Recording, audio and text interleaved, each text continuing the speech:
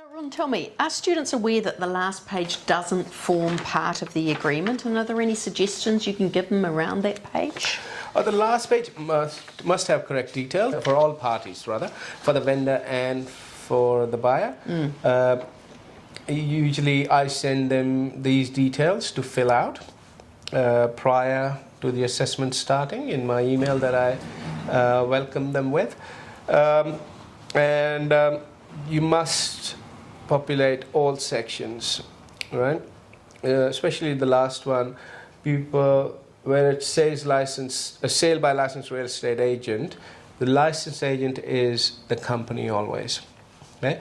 Then you have your manager's name, your name, and your contact details. And also another question is, what's an assessor's expectations with the warnings and the disclaimers? You must mention it, all the warnings and disclaimers. You don't have to read them out, but mention them, that these are the warnings and disclaimers, that I have given you the pre-contract disclosure statement, I've given you the sale and purchase agreement guide, I've given you the complaints procedure.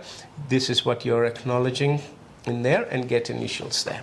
Okay. That leads on to my next question. Yeah. Yes. So do you think that every box and every page needs to be initialed? Absolutely. Every page must be initialed. The most important place that you need to initial is the purchase price, right? And when it's crossed out, then get the initials on the new. If it's a counter offer, then get the initials on the new price. And bottom right hand corner of each box, like the purchase price box and the conditions box, must be initialed to acknowledge that they are they have been read. So just on the corner there should be fine. Okay, and then you must initial the additional clauses.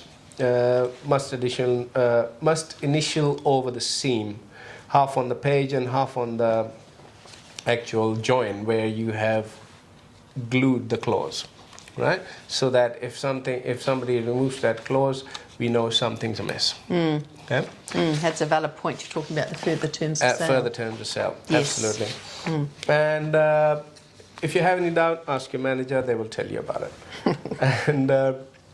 And then Schedule 1 also must be initial because it's been crossed out, and you don't need to initial when it comes to chattels. You don't need to initial each chattel, just the bottom right hand corner of the box is enough, right?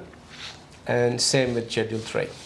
Okay, fantastic. And then you initial the warning and disclaimers on page 2 and get your purchaser's signature. Full signature. Full signature, Yeah. where it says signature of purchaser.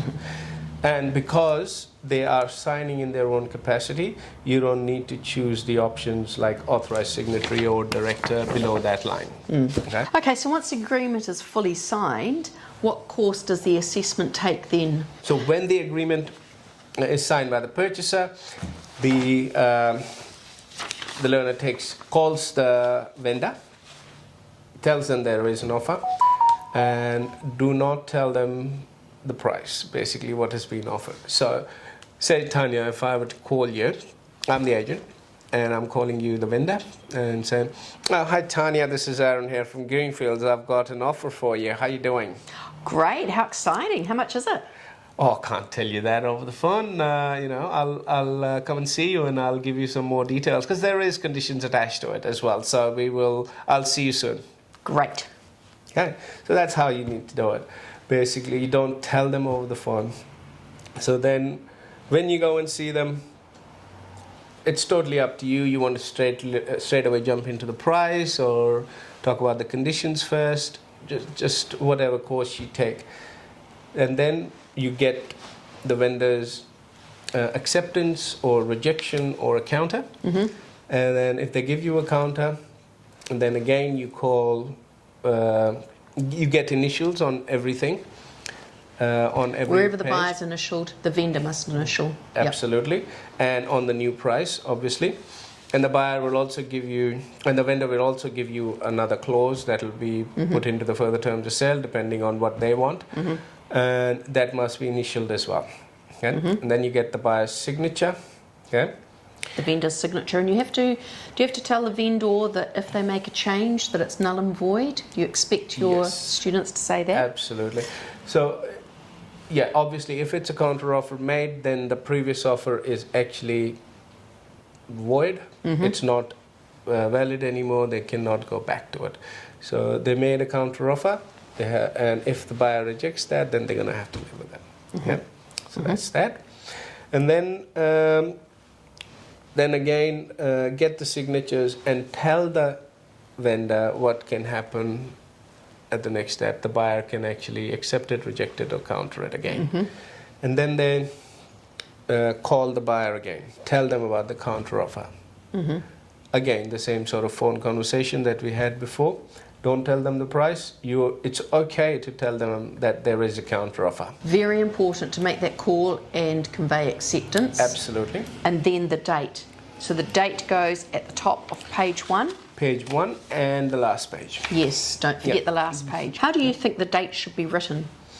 I'm not too fussed. The date can be 11th of November 2022 or 11/11/2022. It's totally fine. There is no set criteria for that, basically. Okay, Yeah. fabulous. That's a really good overview. Thank you for giving us the key points for getting the sale and purchase agreement completed correctly, but also just going over some of the common mistakes so that our people can be successful. Any final tips? Just basically see how you word the conditions, how to word the settlement date, where to get the initials, and where, especially with the purchase price, conveying the acceptance, dating the front page, the back page. These are the pretty much common, Common mistakes. mistakes, or I can say, they forget to do those things. Yep.